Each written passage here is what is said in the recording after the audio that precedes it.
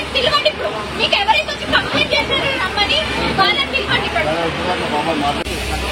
Sir మీరందరూ ఇక్కడ ఉన్నారు, మీతో మాట్లాడితే మాకు తెలియదంటున్నారు. ఇంకా ఎక్కడికి వెళ్ళి మాట్లాడాలి సార్ మేము?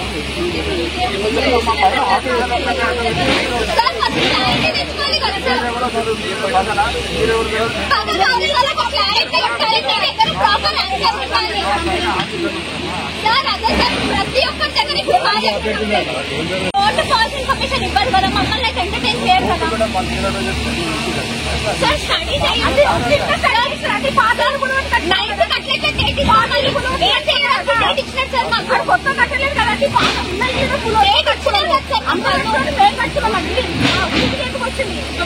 సార్ మేము ఇన్ని ఉన్నప్పుడు ఇప్పుడే